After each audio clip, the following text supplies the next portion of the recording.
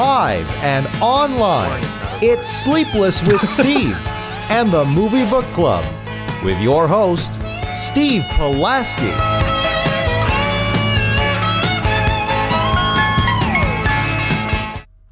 Back and better than ever, hasty as ever, too. Didn't even have time to comb my hair or close my blinds. We are live and in living color. It is Sleepless with Steve on this Wednesday evening, approaching the dog days of summer. Guys, don't blink.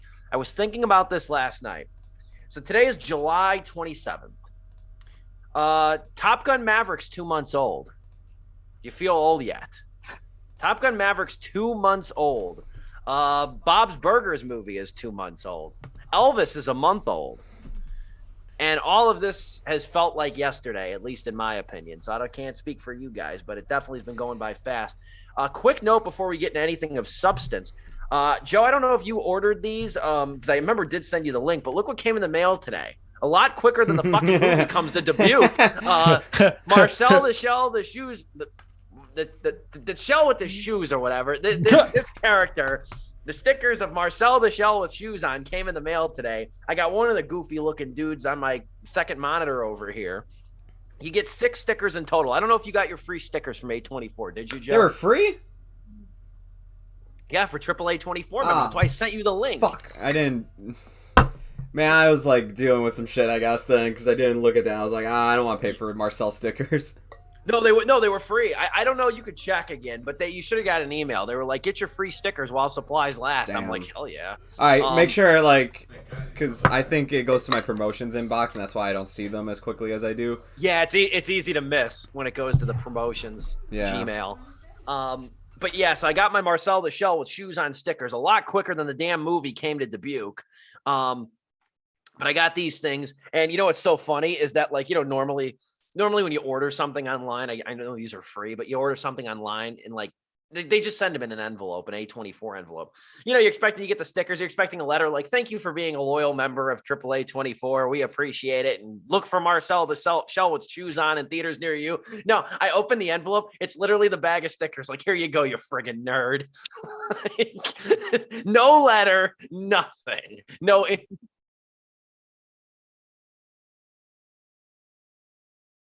Yeah, they're like, "Here are your stickers, jag off, nerd." And be sure to go watch the new depressing Brendan Fraser movie that's coming to theaters by the end of the year. Did you guys see that? I know we're just... Yeah, same. I haven't watched this trailer yet. There's no trailer yet. Did you read what it's about? This movie is going to be... I was kind of glad it was really early this morning at work, and I was reading about it, and I was like, thank God there's no trailer, man. This movie looks slit your wrist level depressing. We're not going to review it, right? I'd like to. Personally. Fuck, all right. It's Darren Aronofsky who did Mother. But it's Brendan Fraser is a father to this 17-year-old girl who hates his guts because when Brendan Fraser's lover died, he plays a gay man in the movie. He started going on an eating binge, and he's 600 pounds. And I'm just like, man, this movie will ruin your week. I'm like this movie, especially it's Aronofsky. He don't have a he don't have a happy moment in a single one of his movies. No, he does not. I'm like, it's probably going to be great, and it's kind of like the return of Brendan Fraser. But man, oh man, I almost wonder if it's going to be Manchester by the Sea all over again, where it's like customers who also watch this also ordered Valium and Zoloft, But that's a long way of a welcome wagon there. Dom, how are you? Shut me up. Doing all right. It's been pretty busy. Has it only been a few days since the tornado on Saturday, Joe? Yeah, something happened with you guys. Dude, I got lucky where I'm at, and nothing was really out here. I woke up to your text, and I woke up to thunder and rain. North. Yeah. So I woke up at 5:30 in the morning on Saturday, to the sound of normally the Amber Alert thing on your phone.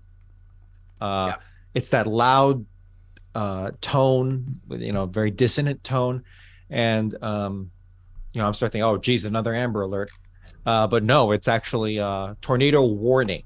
which for those who don't know, the National Weather Service, it's what a war. Watch, advisory, warning. Warning is the most severe and the most imminent. What a war. Watch as the conditions are right. Advisory is like it's forming. Mm-hmm. And warning is it's imminent. Right, exactly. So we get I learned that in radio. And we got that one.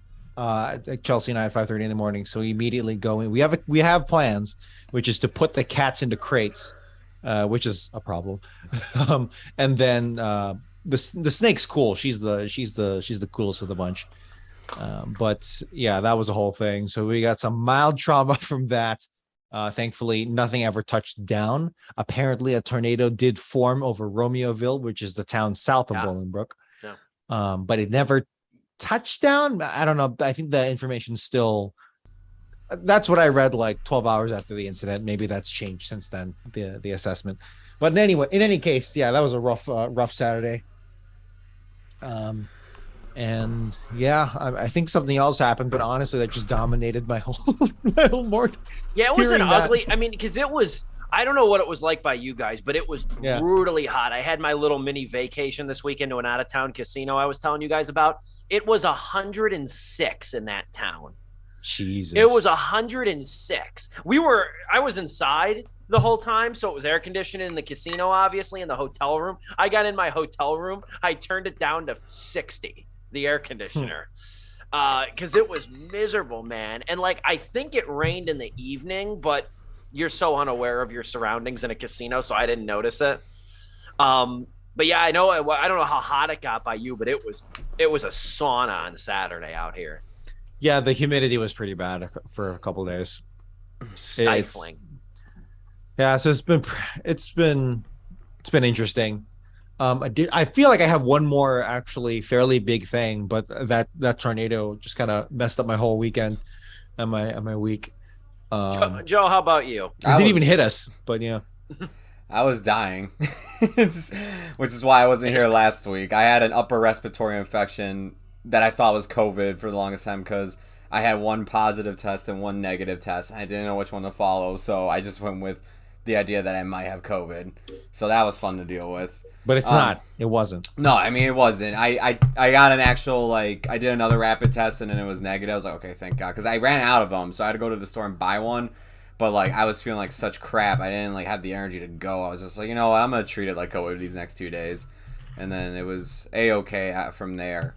But I did, once I started feeling better, because I immediately went to the doctor. This happened, on Saturday last week. I felt like absolute crap. And I went to the doctor's on Monday. I got medicine and all the other stuff. Just in time to go see Nope, because I had tickets Thursday night, and I didn't want to miss out on that. I was like, man... So, and then, I actually, because, I was supposed to go see The Weeknd on Sunday at Soldier Field, but that didn't happen. Shit.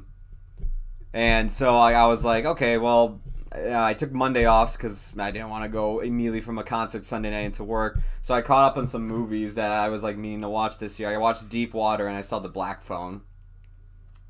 Oh, what'd you think of The Black Phone? I like The Black Phone. A couple people really oversold it to me, saying it's Derrickson's best movie when it's still Sinister for me. I love Sinister. But they kind of oversold it a bit to where I went in expecting something completely different. They sold it more to me as a horror movie, and then halfway through, I'm like, this ain't a horror film, it's a thriller. I got bamboozled by these people. we might hear that again this evening. Yeah, maybe. I dug the Black Phone quite a bit, and I really liked. I read it when I was on vacation a few weeks ago. I want to read the short story. I really like the short story. You can find a PDF online. I really like the short story. Yeah, if there was one thing I really liked about the movie, it was the brother and sister, the two main characters, and the story at heart, what it was about and everything. That sister was so good.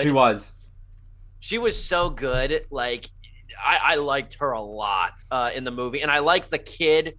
I like the kid. You can't really say it without ruining it. I like the kid who's kicks the crap out of the bully in the beginning. I really like that kid because he reminded me almost. I liked his acting, but he reminded me identically of this kid I went to high school with, who like hated everybody but liked me, who hated everybody but liked me. And he was a big he's a Marine now, which I kind of sleep safer at night knowing he's a Marine, because the kid was like staunchly shorter than me, but he was built like a brick shithouse. Like Russians invade, he's gonna go and find Steve and protect him at all costs. Dude, he hated everybody, but for some reason he really liked me. Like, and we had gym class together, and he would always go hard in gym class. Like, yeah, he's a cool kid, man. He really was. He was identical. That kid in the movie was identical to him, though, in attitude and bravado, and like everything. It was almost like an out-of-body experience in a way, watching that. But we got a kind of a slim and trim show. I mean, I guess we can go pretty long with the review. That's why I didn't schedule any other news. And Dom Joe actually was probably right to take last week off, because Dom will attest. I went in a big Universal 1440 rant last week, which I was very proud of. I was editing that this weekend when I got back from my trip, and I was very proud of that, listening to that, watching that back. I was very proud of how I did. The other thing, and I know this is a long intro, the last thing I'll mention, because I didn't get to mention this to you, Joe. Did you see The Munsters is coming into DVD before it comes to Netflix? I did not. I only thought it was coming to Netflix. It's coming to DVD and Blu-ray first on September 27th, and then Dom, you there? Netflix in October. So I told Dom Tuesday, and we have a show on the 28th. Would it be too much? We could talk about this more off air, but would it be too much to ask for a Redbox run on Tuesday? Would it for that movie? I'm personally much? Down. For that, I have to. Yeah, I got to see how the hell this happens. We could be among the first podcast show to review That's true. That is true. We will definitely beat everybody else to it, because ain't no way people are leaving their houses to go buy this thing or find it at a Redbox. I think we'll probably be the only dumbasses to do it. Between Munsters and Jeepers Creepers, those are our big ticket items. And Sword Art Online. That's the biggest hit. I'm not even subjecting you to Jeepers Creepers 4. I'm going to see that and review. I'm not even subjecting you guys to that. All we need is some faith-based movie, and we have a trifecta show right there that will get us in the thousands and thousands of views. Well, you already spoke into existence. God's Not a Dead 5 is about me. It's going to be about That's right, yeah. about a vitriolic film critic who finds God. I can't wait. I can't wait for the end of the movie where Steve gets hit by a car and he's like, I believe in God now. You know? I hope Steph Pulaski gets hit by a truck at the end of the movie. Steph Pulaski. I hope so. We're wilding out over here, but yeah. So I might have you guys make a Redbox run on that Tuesday. You know, why were you late to work, Steve? That's funny. Anyway, I had to get the Munsters, Rob Zombie's Munsters from Redbox at Jewel. They're like, Steve, you got to find somebody. It's getting sad at this point. But we'll move forward. A little bit of a sadder thing. What the hell is going on with all these great actors like that were very popular and are known for like Goodfellas and like mob movies dying? This completes the trifecta, I guess. They always say it comes in threes. We had Ray Liotta a couple months ago. We had James Caan earlier this month, and now we have Paul Sorvino. Dead at 83 years young.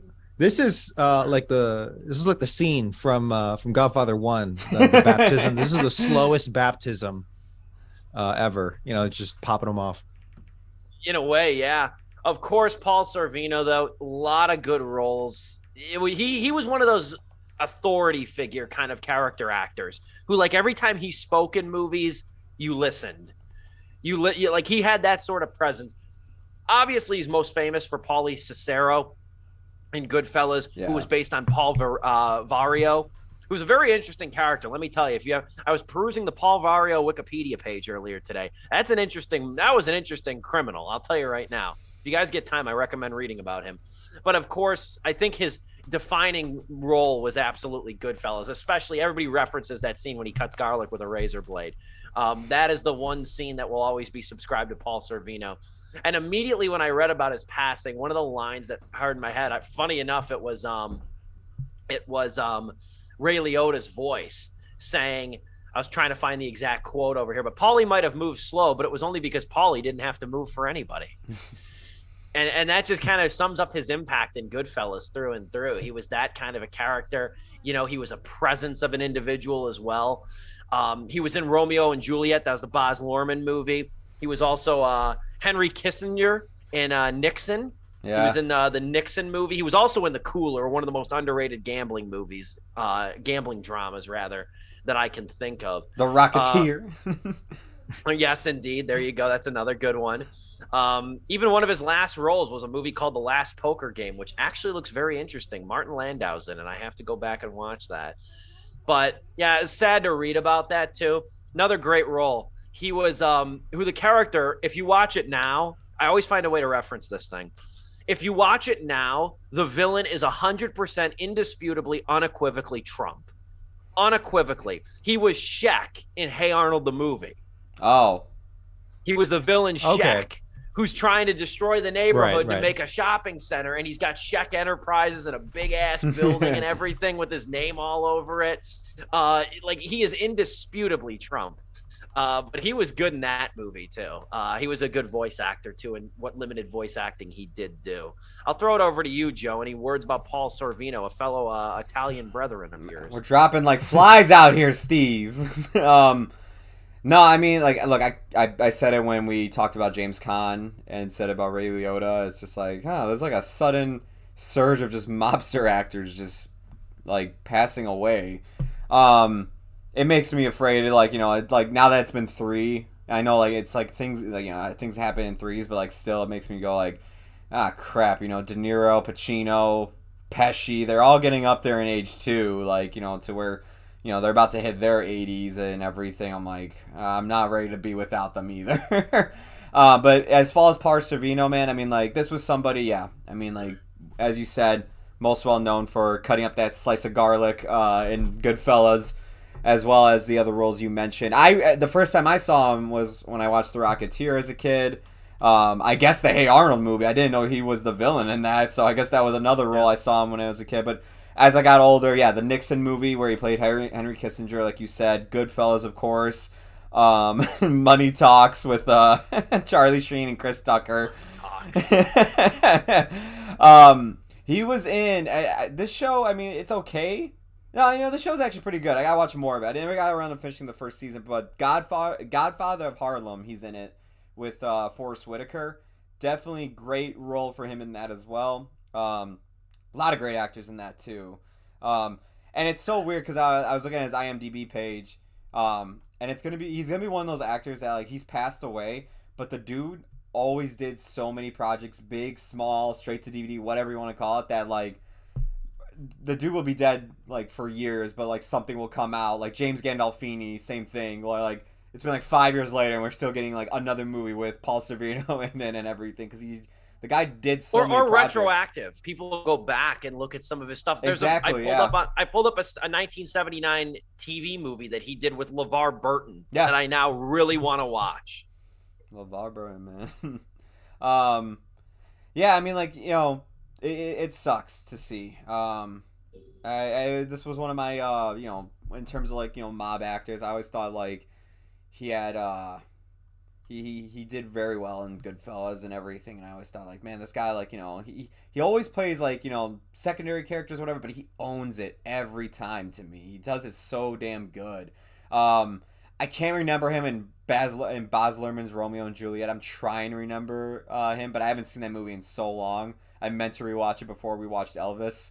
But yeah, man, it sucks to see another person go. I watched the clip of his daughter winning the Oscars and winning her Oscar award, and that was so beautiful. That was so nice. Yeah, I watched that clip and I was just like, damn, man, we lost a good one, but hey, made it to 83 at least.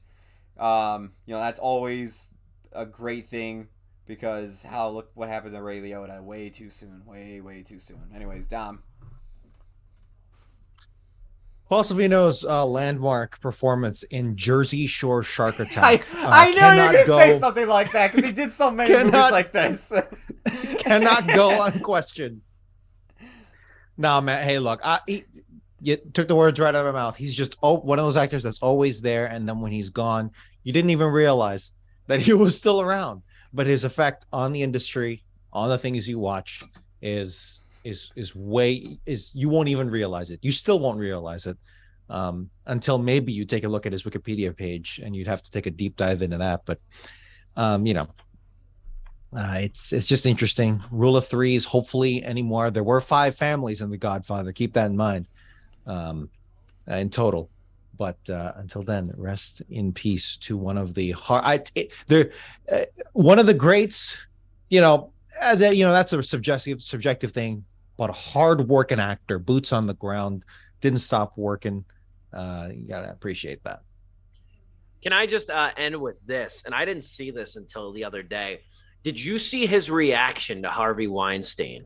No, I did catch a clip of that, because his daughter was allegedly solicited by, I mean, we'll probably believe it, harassed, piece of shit. Yeah, harassed, maybe even offered, like he was gonna ensnare her allegedly into his scheme, and then she thankfully rejected that offer, and then she was secretly blacklisted, or just word got around, and then Sorvino just went off when the whole Me Too thing took off. Let me give you this quote. This is an absolutely exceptional quote, because this is his daughter, Mira Sorvino, who again won the Oscar for Mighty Aphrodite. Listen to this quote. I'll read it verbatim. When asked about Weinstein to TMZ, Sorvino said, "He's going to go to jail. Oh yeah, that son of a bitch. Good for him if he goes, because if not, he has to meet me and I will kill that motherfucker. Real simple. If I had known it, he would not be walking. He'd be in a wheelchair. This pig will get his comeuppance. The law will get him. He's going to go to jail and die in jail." He didn't have to act for all those mob roles. No, he didn't. Reminds me of one of the great lines from the great Chicago rapper Lil Durk. When he's dead, we dig him up and tell him, die again. Man, us Italians, man, when you get us angry like that, dude, we say some of the funniest shit ever. Reminds me of in the movie Casino, when they're at the deli, when all that goes on at that Kansas City deli. Yeah. And he's yelling with his mother. And he goes, when the store is tapped, when the store is wiretapped, and he's inadvertently revealing all these secrets, and he goes, I find out where he is, I'll bury that prick. And now to end it on a positive note, his daughter, the aforementioned Mira Sorvino, she is now has been involved with Amnesty International, a United Nations Goodwill Ambassador for combating human trafficking. Just doing everything to put some good into the world to combat that Weinstein son of a bitch. So there we are. Hats off to her. Hats off to Mira Sorvino. She's a good actor too. I loved her in Mighty Aphrodite. Well, now we will talk about Jordan Peele's Nope. You might have heard of it. It has probably been, I would say, I mean, the promotion now has been the last year. When the first promotional images for this came out in the teaser trailer, it has been a full calendar year. And it's kind of funny that before this movie, the trailer for Christopher Nolan's Oppenheimer came out, and that is a full year to date when Nope was released. That'll come out July 21st of 2023. So we got the movie for next year that's going to follow us the next 12 months. But finally, Jordan Peele's Nope.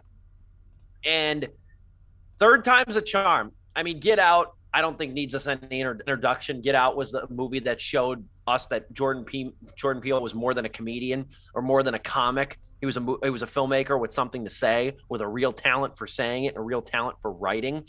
Then you had Us, which proved that he could layer a story with a lot of symbolism, dense ideas, and stuff of that nature too, with a great Lupita Nyong'o performance as well. Yeah. But now you have him making a blockbuster, but not a conventional blockbuster. This is a blockbuster with a real brain in its head. This is also a movie that really reminded me of, you know what I kept thinking of with this movie? It kept reminding me, and I think the internet's kind of gone on to like this movie. I know it was really liked when it first came out, and then then people started getting the naysayers saying it's not that good, it's kind of a ripoff. But now I've always liked it. I've seen it twice. This reminded me a lot of Super 8. It reminded me a lot of Super 8. Yeah. In some ways too, like we're half of the movie. It's not about figuring out the supernatural activities or the why and when and how. It's about the element of discovery and trying to beat it and trying to outsmart it and outwit it, and the strategy. That's where it reminded me a lot of Super 8. And even sort of visually, and I'm not the first to make this comparison, it has a lot of like Amblin qualities to it. Yeah. Like early, Jesus Siskel. Jesus Siskel. I thought some nope shit was happening right Yeah, now. I was like, no kidding, right? He's getting debris thrown into his house right now and everything. No kidding, right? Here comes the quarter. Yeah, it reminded me a lot of like these early Amblin movies, like these early Spielberg movies, and and that's where I really enjoyed this movie. Yeah. Subtextually, it's dense. We can touch on that. I think performance wise, it's great. And just to end my closing thoughts, I have been scouring the internet, and of course they've gone up in price now. I have found a couple. I really friggin' want a Scorpion King hoodie. I really want a rust-colored Scorpion King hoodie, a crew hoodie too. I want a crew hoodie too. I will look damn good in football season in a Scorpion King hoodie. If you can find one for under $40, send it to your boy. I move over to you, Dom. What's your thoughts, general thoughts on Jordan Peele's Nope? Fun ass movie, dude. And I didn't even have the pleasure of watching it in a packed theater. I actually watched it last night. Oh man, did you say Joe? You saw it in a dude, pretty active theater, right? I saw it in an active theater, and I'm not trying to sound mean when I say this. I had a black audience, and it made this movie 30 times better. Yeah, 100%. I can see it. I can see it. I didn't. Steve, how about it you? sucked because I had that with Get Out, but I didn't have it with Us. But I was so glad to have it again with this movie. Steve, did you watch it with an active theater? It wasn't completely active, no. I had maybe about 15 people in it. It wasn't really active, and it was a Thursday night too, so I was a little underwhelmed about that. Yeah, mine was pretty dead. It was Tuesday, literally last night. So I'm coming in probably the freshest, and yeah, so I didn't even have that going for me, but I was still having a lot of fun for it, dude. Monkeys are scary. That's my biggest takeaway from this movie in terms of like what to be scared of. It's not the sky, it's not space, it's not, the darkness. What can't be tamed? Being alone with the power out. No, it's a freaking chimp. That's the scariest thing for me coming out of this movie. Dude, this is the type of movie that doesn't linger too much on its on some deep character driven web of this or that. It is very much a Spielbergian kind of affair. Might be out of his. I haven't seen Us, but I'm willing to take a stab between Us and Get Out and this. This is probably even his most, not generic. That's not the right word, but like mainstream. Straight ahead. Yes, mainstream, straight ahead plot. Still a lot of depth underneath it, of course, but in terms of its plot, it's probably the most, the one you could easily most compare to, like the most messed up Guess Who's Coming to Dinner that is Get Out. But yeah, dude, this is still a really fun movie, and I've said it before. Is the one time I'll say it for this show. I am not a horror dude. I do not like horror, but even I still had a lot of fun with this. Okay, debate. 30-second debate with this. Is this thriller? Is this horror? Thriller. Yeah, that's pretty much where we might have to define on what is horror exactly, and that'll take up the rest of the show. It's a little bit of a I think it's sci-fi too. You have to throw in sci-fi. I kind of thought sci-fi of it as thriller. a sci-fi. I would still say it's kind of horror, but I thought of it more of sci-fi. I thought more of a sci-fi thriller horror film. Like, I mean, when I start talking about what I thought of the movie, you'll see why I'm thinking that. Like, exactly. So I'll leave it there, and I can clearly hear arguments for both. I'm not even gonna spark that any further. But yeah, dude. Even then, I still had a lot of fun with this movie. Every performance here, and so let me get back to what I was saying, which is that the performances here, it's so quality over quantity. Particularly with Steven Yeun, who puts in so much for relatively what little he does. And even his character is split between another actor who did a great job too in his few scenes.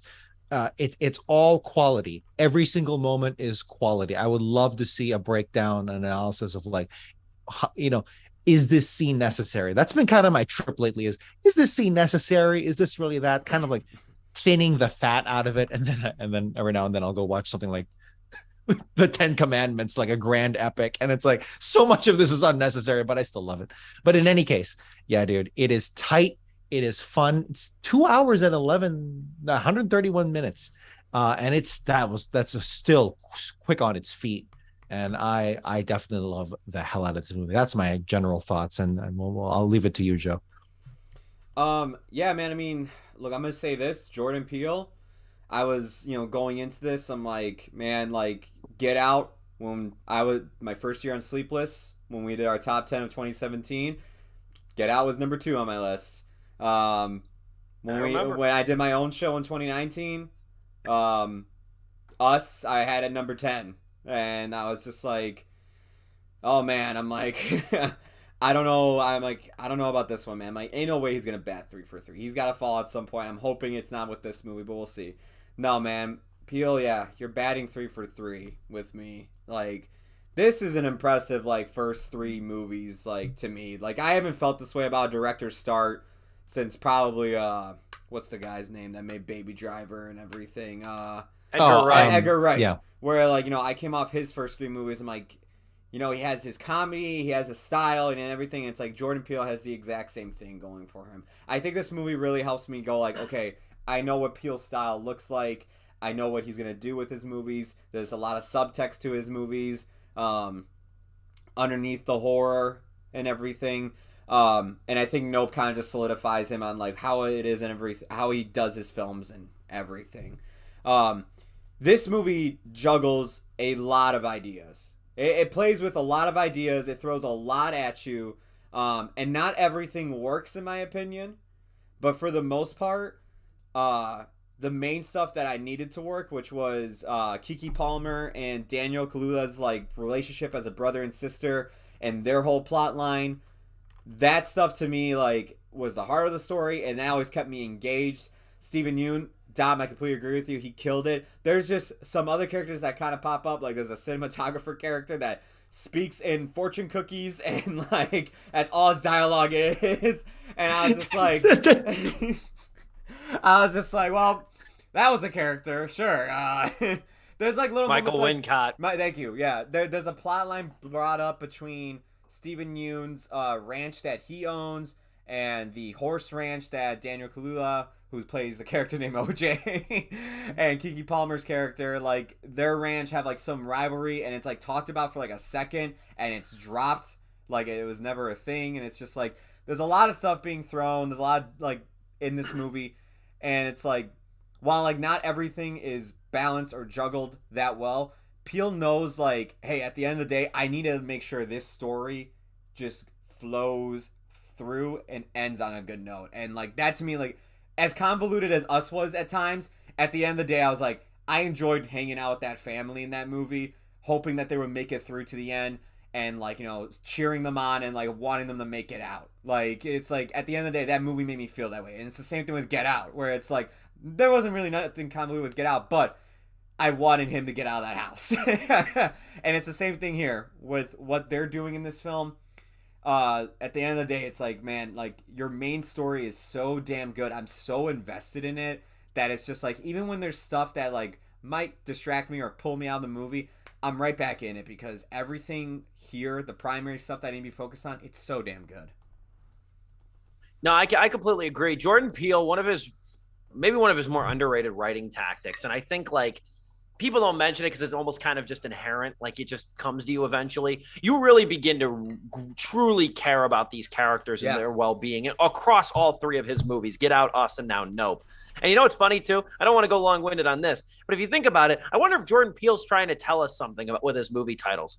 Get Out, Us, Nope. I saw a meme that someone said by the end of his career, all of his movies will form a sentence. It's on the trajectory. He's on. That's a sequel, nah. Yeah. But when we come back, we still got a lot more to tap into this movie. We're getting forced Zoom intermission break as we're just getting started over here. But we'll be back. So much more to dive into. I haven't even mentioned my thoughts on the cast over here, too. And there's a lot of people to mention with this movie because I think everybody's essential in some way, including, I think, the one actor who is going to get the most shortchanged, but I think he plays an important part of this movie. I will touch on that, and we will continue talking about a lot of other things, even the subtext of this movie, when we come back on Sleepless with Steve, live on this Wednesday evening. Be back to talk more about Jordan Peele's Nope in just a couple of minutes.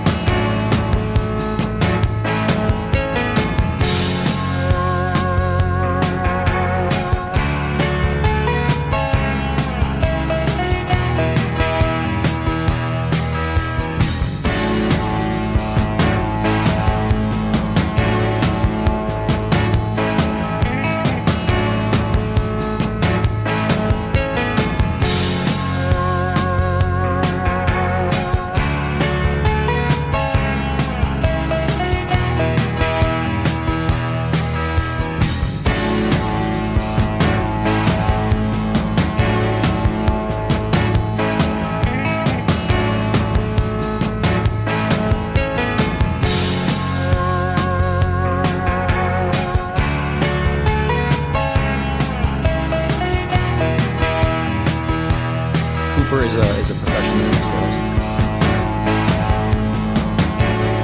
We are back. It is Sleepless with Steve live on YouTube. We are talking about Jordan Peele's Nope. Check my DMs during the intermission. Nobody's telling me where I can get a Scorpion King hoodie for under $40 over here. I really want that. That's going to be my fall swag over here.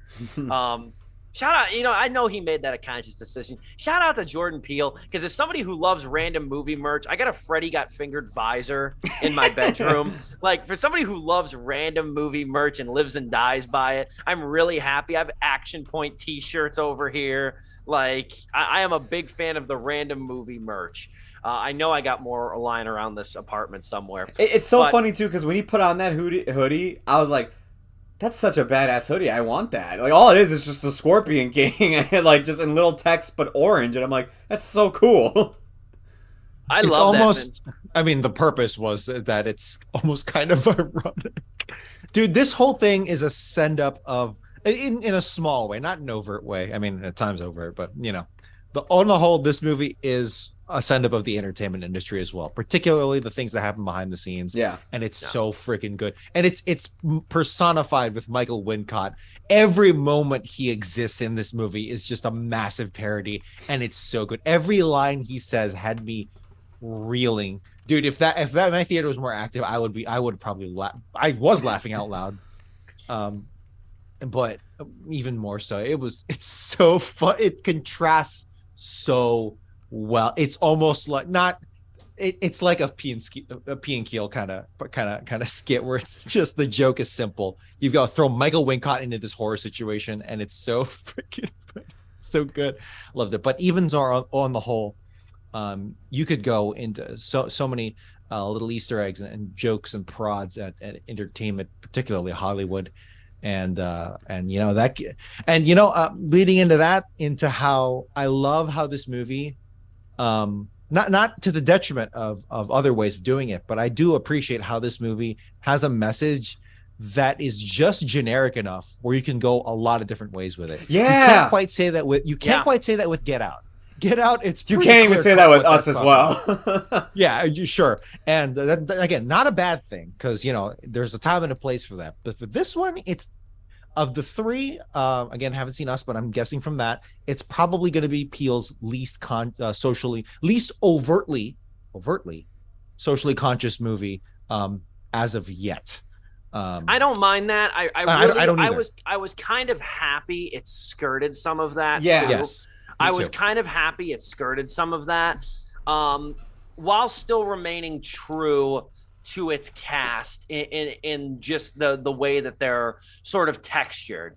And I really liked, and I was really a little bit nervous from what little the trailer gave us, because I went back to, I don't think I even finished my thought in the beginning, as if that's a first time, but thinking back, this was probably the most enigmatic mainstream movie to land in theaters, meaning that even after a year of promotion, we still didn't concretely know what this movie was going to be about. Yeah. And they did a good job. They did a good job with that up until maybe, I think, the last couple of weeks, when Universal might have got a little nervous and cut that longer trailer. When I went to go see what was the last movie before Crawdads we reviewed? I forgot what it was, but I went to go see something, and they played the trailer before it. And, like, I immediately just got up and left the theater, because it was just like, I've done so good at not knowing what this movie's about. I just kind of want to keep it that way. Yeah, that long trailer, though, was absolutely... It might have been for Elvis. Yep, it was for Elvis, yeah. Yeah, that long trailer, that did a little bit of a disservice there. But I really liked Keke Palmer here. I was kind of worried that she was going to be a little bit of the irritating younger sister. But from the moment that she steps on screen, when she arrives late to a shoot, she just commands all the energy in the room, and just her sort of dazzle and her pizzazz in her role, I thought was conveyed really well. Her and Daniel Kaluuya really struck a sibling chemistry. Yeah, I've heard people say I don't know why Daniel Kaluuya was so reserved in this movie, or just kind of seemed like he just wasn't getting. I'm like, that's kind of the point, with how their characters are. I'm like, did they really think that Oscar award-winning Daniel Kaluuya was like, yeah, man, is he okay? He seemed really sad on the screen. I'm like, well, and think about too. I mean, just put yourself in the shoes of his character and what he had to witness with his father, Keith David. Yeah. And now he's got to upkeep this horse ranch, which you can kind of tell in his heart of hearts he doesn't really want to do. Yeah. He's probably got his own dreams. And that's why he's sort of a little bit quietly, at least in the beginning, resentful of his sister, who wants to take on all this different stuff because she can do that, whereas he is kind of stuck with this horse ranch. Yeah. I love the reserved Kaluuya. He's definitely subdued here. And I always say this, as far as actors go, I don't know of another actor at the moment that's as visually and facially reactive as he is. Dude, he's so good. We watched the Get Out scene where eyes. When Rose pulls out the keys, and it's just the keys are right here. The facial expression he goes through of throwing the bags down and just realizing how screwed he is. It's man, he is so good at selling that. And even in this movie, they do say the title. They do say nope, as a line of dialogue in this movie. And he says it twice. Both times he said it, sold that so goddamn well. the moment I learned the title of this film, I knew exactly that joke was going to happen in this movie. Yeah. Right. As soon as I heard the title of the film, and even knowing it's coming, it happens 3 times. Yeah, it happens 3 times. Well, okay, they say it 3 times in 3 different scenes. I know what you mean. Two of them are jokes with Daniel Kaluuya. One of them is kind of a throwaway with Keke Palmer, where it's more of a scary situation than anything. But you see it coming, and it's all in the delivery, dude. It's all in the delivery and the setup, and it's great.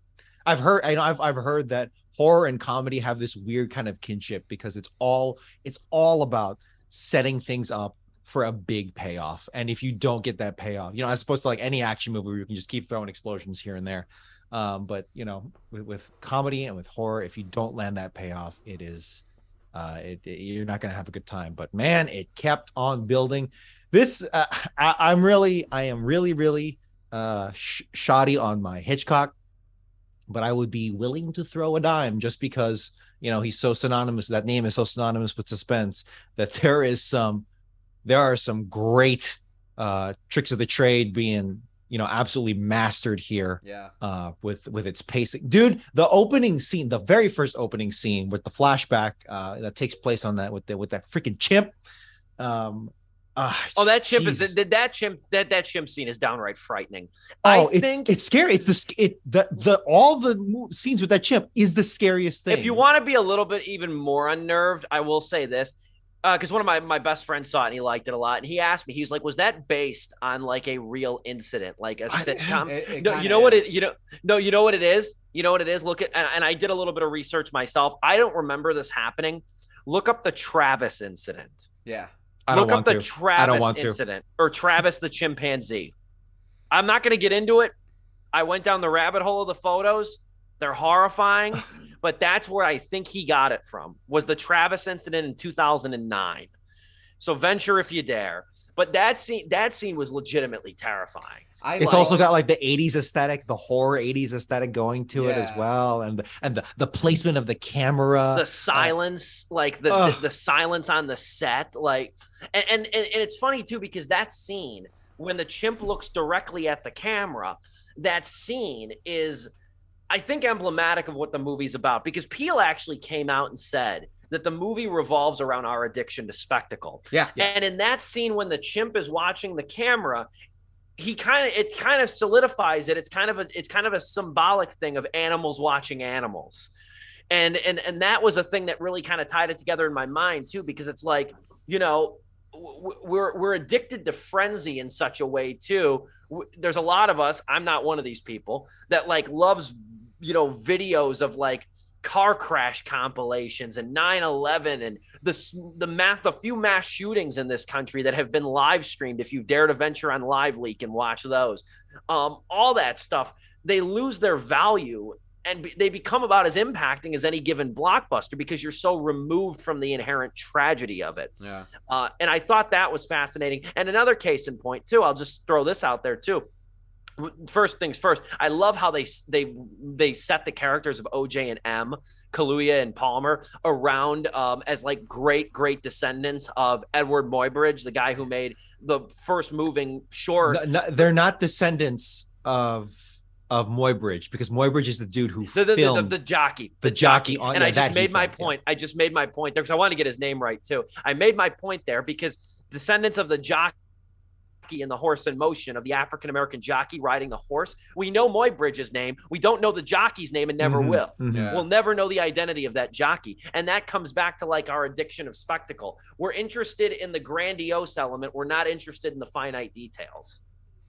I am loving how, again, not to, you know, shit on any more overt messages or direct messages, but I do really appreciate how with more, it kind of mirrors perfectly with how a little more, I don't want to say cookie cutter, that's a derogatory, but more like you know, more straight ahead, more familiar kind of screenplay, accessible, exactly, matching the message, where it's more macro, it's more zoomed out, a little more generic, and it's a little more accessible is a great word for this. I mean, like at face value, like any general audience can just go see this movie and look at it as like this alien, like, you know, sci-fi thriller movie.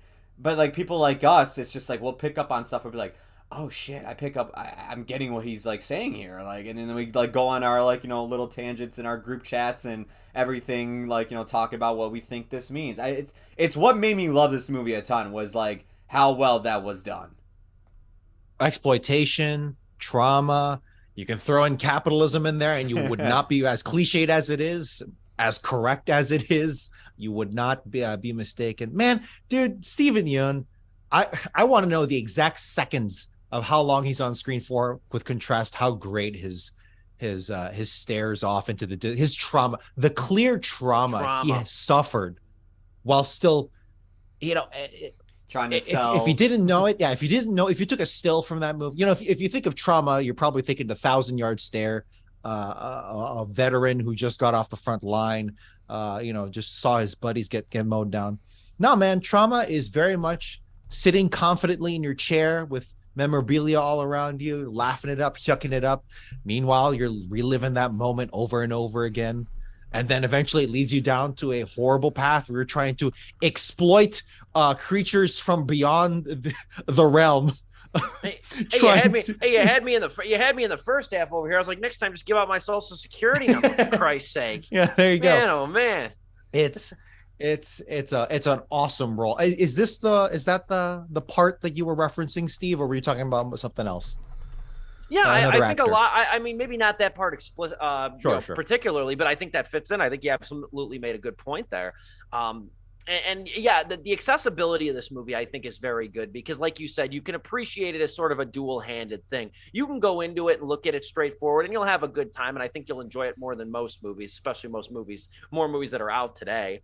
But because you'll at least recognize that it has a little bit of a brain in its head, and it's doing something a bit more original, and it looks fantastic. Oh my god, too. dude! What's his name? The cinematographer. Hoyt van Hoytema. Yeah, I'm Hoyt so van glad Hoytema. he did this movie because like the one He thing is about the one thing excellent. about like Get Out and like Us is like those are great movies. I love them. Get Out though, you can tell like it's Blumhouse. It's a bit cheap looking at times the way it's filmed. Man, it was so nice for Peele to get like a great cinematographer like this to film out in the desert like he did in this movie. It was so damn good looking of a movie. He's Nolan's. He's one of Nolan's. He's go-tos. Nolan's right hand man when it comes to cinematography. And the visuals too. I mean, you got like the ocean blue sky, which like really amplifies sort of the lifelessness of the desert. Yeah. But then you have the night when it's got like this indigo tint to it, and everything's dark, and it just looks eye popping. I mean, is it too early to start the Hoyt van Hoytema Oscar campaign over here? I don't think it is. Nope.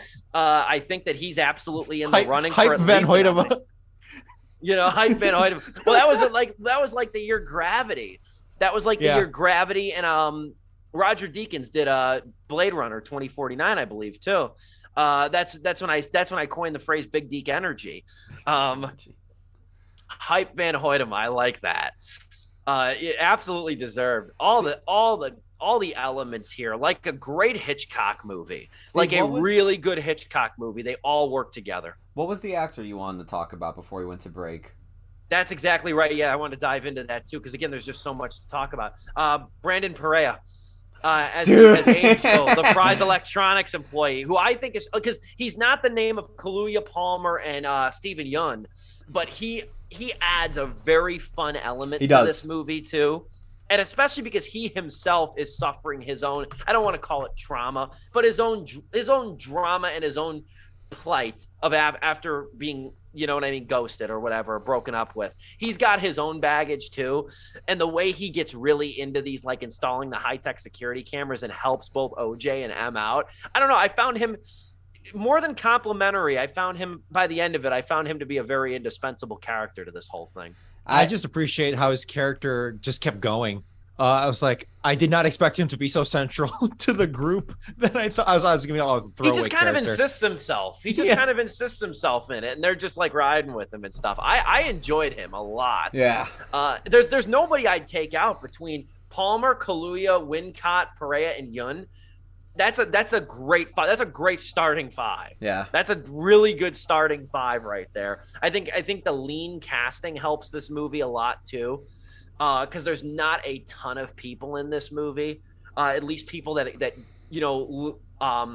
don't want to word it like that, but at least people that are involved in more than one central scene. You know what I mean? Like these are the five characters that are carried throughout the movie. Dom, sorry. No, go ahead. I was gonna say like both of you actually said this, that it has like a very Spielberg-y feel to it and everything, and it very much does. Like it does have like kind of like what I'd look forward to in these summer blockbusters when it's not a like franchise thing and we got something from a director like this where it was like, hey, I just want to do like a fun, cool like thing with aliens. And I really had to think back to like, yeah, when the hell did we last get like an alien movie like this? And I'm glad you brought up Super 8 because that's the only thing that comes to mind. Other than that, it's War of the Worlds. But man, can I just say, thank you. The alien in this movie, I know you guys were saying like it's a thriller and everything. Maybe it's just, and maybe as I explain this, you'll see why. But to me, this was a horror film because the alien in this movie freaked me the hell out. The way the UFO moves around, how unnaturally it looks when it glides across the sky and how fast it can move, it freaked me out too. There's a scene where we see what happens when things get abducted from like people's point of view of being abducted. And I'm not going to lie, it actually made me like kind of grip my chair and lean back. And I almost wanted to like actually like just kind of turn away from the screen. Only because as a kid, I have PTSD from Spielberg's War of the Worlds when people got put into that tripod cage and then taken up into the tube and you just heard them screaming as they're going up and it's silence.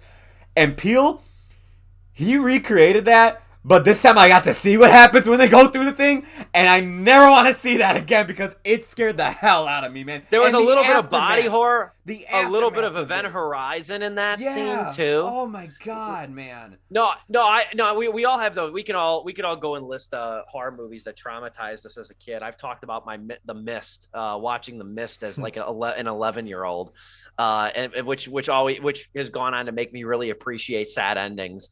But no, you're absolutely right there. No, that scene that I almost forgot about. Like, yeah, the horror elements of that scene are very palpable too. I want to mention this too. This is really apropos of nothing. I just want to flaunt my knowledge over here. But man, this has been a banger summer so far. Now we got 2 cases. Dude, this has been a banger summer. You don't know where I'm going to go with this. Oh, okay. This has been a banger summer for not 1, but 2 Nickelodeon alumni. Because we have Austin Butler, Elvis from Zoe 101, and we have Keke Palmer. What you know about True Jackson VP? Yeah. Come on now. Oh, really? Come on now. What? To quote the great rapper Plies, you just started having, I've been having, you better Hey catch man, up. iCarly season 2 has been fire, so that's been good. Yeah, Keke Palmer was in True Jackson VP. I don't think, in all fairness, she didn't get her start on Nickelodeon. Because she also was in 2. I'm almost positive she was in Akilah and the Bee. She is True Jackson. What the frick? Yeah, she is true. Yeah, she was in it. That was her second movie, was Akilah and the Bee, the spelling bee movie. I remember that. Yeah, so she didn't start. Okay. She didn't start on Nickelodeon. She was in the only real people who grew up in front of a television set. I see her Nickelodeon debut was on the show Just Jordan. Only real people who have sat in front of the TV their entire life remember Just Jordan with Lil JJ. I don't want to get into that now. I don't even know if Lil JJ's parents know where he's at. But yeah, so I had to mention that though, because I was watching this thing just thinking like, man, oh man, Butler and Palmer over here might be sharing seats at the Oscars this year. Damn. No, I dug this movie too, and I don't want to get into hyperbole territory with like, is Peele one of America's greatest directors? I will say this though, that he is in the pantheon right now that very few directors are in, where his name alone gets people to watch a movie. Yeah. Wes Anderson, Quentin Tarantino, even Tyler Perry to some degree, even though his stock's kind of lessened in recent years, he still has a lot of creative control. Like, Peele is in that upper pantheon now. My friends literally, ever since ever since Us finished, they went to go see Candyman, and I was like, well, he didn't direct it. He's like, I don't care. I know he wrote it. I want to go see it just because of that. And then, they were foaming at the mouth to go see Nope. Like, they wanted to see it just because of his... And they're not big film buffs or anything. They just love those last 2 movies that they're just like, I have to go see this one. I love it, man. Anything that gets people out to the theater, especially, I've always said this. I love when great movies make money. Yeah. I love when great movies make money. And I love when now Jordan Peele has gotten to the point where he's marketable, but he still wants to churn out quality movies that he's clearly been forming in his head for years. He cares about the craft, and he gets people to look just a little bit deeper, especially with these mainstream movies, just a little bit deeper than they normally do. And this is kind of, I'd be lying if I said there wasn't a handful of movies I'm looking forward to next month. This is kind of it, though, for big movies this year. Or this summer, rather. I don't want to say this year. This summer. I was about to say, I'm like... Well, this is the last big summer blockbuster, for lack of a better term. Yeah. Next month, you got a lot of smaller movies. Easter Sunday, Bodies, Bodies, Bodies, Fall. You got a lot of smaller movies next month, and a lot of which I'm looking forward to. Steve, I'm sorry, but DC League of Super Pets comes out this weekend, so you're incorrect, sir. I can't play double duty over here. I'm not seeing DC League of Super Pets, and I don't care to. But now I just learned from my AMC app that they're giving away a free comic if you buy a ticket to it. And it's like, you know what? Stubbs members should get that comic. I want that comic. That's something I want in my collection, in my ever-growing collection, along with a Scorpion King hoodie. Damn it, nobody still has messaged me about where I can buy one of these things. But anyway. All that being said, there's a lot to like about Nope. Yeah. Not a perfect movie. I think it gets a little redundant at times, but there's nothing I want to harp on that's going to detract from really the originality and the real fun I had watching this thing, as creeped out as I did get in a handful of scenes. So it is a very easy 3.5 out of 4 stars for me. We'll go Dom, then Joe for closing thoughts. Yeah, dude, it's a great thrill ride, and it's accessible. It's a great exposure to, and this is someone who's not a film buff, I can safely say that, but I can almost assuredly say that this is a great accessible way to get into more of the craft, because there's so many like concerted shots, concerted moments, purposeful things that okay, you know what, this is actually, there's actually some art to this that you don't quite see in your typical blockbuster, your typical action movie, that on the whole, and it stands out, and you can feel that. Maybe you don't recognize it. I can recognize it. I can't fully appreciate it because I don't know all those tricks quite yet, but dude, you can feel it. Anyone can feel it who's paying attention. And all these things blended together, it's just damn good fun. It's a good time. For as creepy as that goddamn chimp is, 3.5 out of 4 stars, man. Hell yeah. Joe, send us home. Is it as good as Get Out? No, but you need to stop asking yourself that question every single time to go see his movies, because I got tired of hearing it when I went to go see Us, and I got tired of hearing it when I went to go see this. I don't know if he's ever gonna live up to Get Out again. I think Get Out was like this like thing that just kind of felt refreshing with horror and everything, and was so original, and just out of the blue, no one expected Jordan Peele to have something like that under his belt. But once you can move past the idea that this isn't gonna be Get Out and whatnot, you will have a great time, because at the end of the day, this is still just as good of a product as Get Out. It's still that much fun that I remember having in the theater and walking out going, wow, I can't wait to go see that again, and really pick apart stuff. And the same reason I went to go see Us. I mean, I saw Us 3 times in theaters, because it was either see that or go see Tim Burton's Dumbo. So it was I'm going to go see Us 2 more times in theaters while I wait for actual movie season to start. Real critics do both. Hey. But with Nope, I mean, I can't wait to go see this again. I can't wait to own this on Blu-ray. I can't wait to show people this, because I do think this is one of the more accessible movies. I've been loving talking to everybody I know. I talked to 3 people at work the other day about it, and then when I brought up, well, what do you think about Nope and Get Out? And one of them went, well, I was too scared to go see Nope, and I haven't seen Get Out in so long, I don't know. And I'm just like, damn it. But still, I've been having so much fun talking to people about it. If you haven't seen this movie, go see it. Trust me, we did not give away the biggest things about this movie in this review. It's a blast. Go see it. It is 3.5 out of 4 stars for me. Steve, I think you're right. I was looking through, but yeah, man. I mean, there's Bullet Train and stuff like that next month, but it's not really until the end of September with Don't Worry, Darling, why I don't see another movie that's being pumped in advertising as much as this was. Yeah, Don't Worry, Darling's getting a big push. I've noticed that recently, too. And I also think that's going to have kind of where the Crawdads sing, where it had the Taylor Swift bump. I think Don't Worry, Darling's getting the Harry Styles bump. I think so. Well, I'm not a hater, man. I do enjoy Harry Styles. No, a lot of his music is very good. Harry Styles is a pretty talented guy.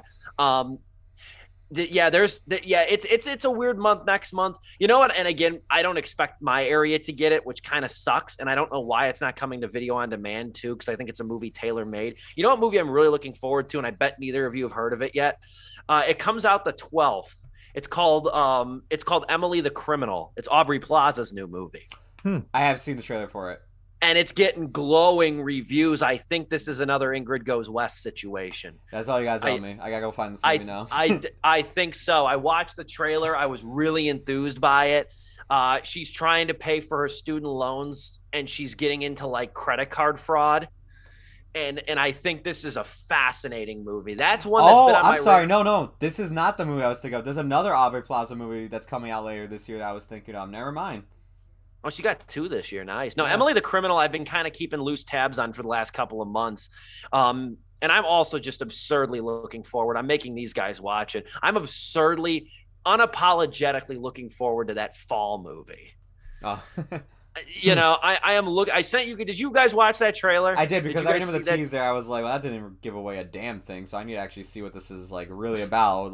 Dom, you got to watch a trailer. That's your homework. I'm not gonna explain it. You got to watch the trailer for the movie Fall. Hey man, it looks like it's that one movie with. Oh wait, Fall, is that the one with the giant tower? Yeah, the radio tower. Yeah. Yeah. Okay. Yeah, I did see it. That I'll tell you this. I love that Blake Lively movie where she's stuck on the thing and there's a shark like around her, the Shallow or whatever. Yeah, the Shallows. Yeah. I had a great time with that movie. So I'm always down for movies where it's just like people just stuck in one spot while like. As the movie goes along, they're just more and more screwed. In the trailer for that movie, there's kind of a little bit of a voiceover of like, get out of your comfort zone, do something exciting. Why do you always want to like do this? And as that's like showing the side of the tower. And I was in the theater. What did I see? I think it was the Black Phone. I saw it alone. It was a Monday afternoon. Mm-hmm. I was the only one in the theater for the Black Phone. And I remember that was great because then I could like I could like talk to the screen as I like to do. And I just think I said in the theater, I'm like, what compelled these two dumb broads to climb a radio tower? Like, that's what I can't wait for this movie to justify to me. Like, I'm all for when they get on the tower and the thrills that are going to entail. I don't think I can buy any explanation for why they climbed the top of that tower unless there was a gold bar at the top of the thing. So, yeah, I'm subjecting you guys to Fall, though. It comes out August 12th, for the record. But that's our show. We reviewed Nope, paid our respects to Paul Sorvino. Next week, I think we've decided, are we going to review Quinn Shepard's Not Okay on Hulu? I'm fine with that. I was fine with that or Prey. Like, either Hulu movie that's coming out next week.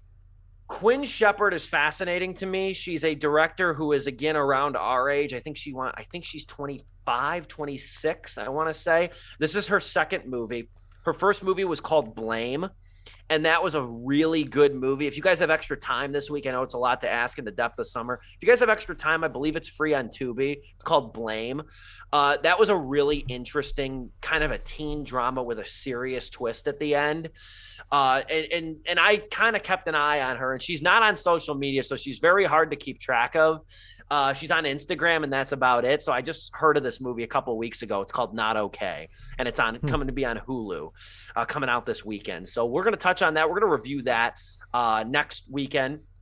Or next Wednesday, excuse me. Then the following week, I'm not around. I'm off on August 10th. That's a busy week when you live in Iowa because of the Field of Dreams game. So I'm going to have a lot of work obligations that week.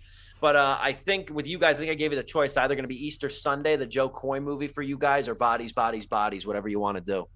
Probably going to be Joe Coy just because my family is ready to. They are, ever since they met him, they are Joe Coy super fans, so they are ready to go. Joe Coy's pretty good. I worry though that this is going to be like the Filipino Medea, though. I really worry about that. I have those feelings as well. That's why I'm not hyped for it, but I am interested to see it. I am interested to see it too because I do like Joe Coy and Jay Chandrasekhar of Broken Lizards directing it. So it's cool to see him still get work too. So that's why I want to go see it and support it as well. Tia Carrera's in it too, and I met Tia Carrera. I will end on that note. Anyway, that's our show. Sleepless with Steve. Great show today as Joe struggle buses over there in his IMDb off-brand IMDb shirt over there. That's our show. We're back next week to review Quinn Shepard's Not Okay. Can't wait for it. For Dominic Guanzon, Joe Viso, and yours truly, this has been Sleepless with Steve.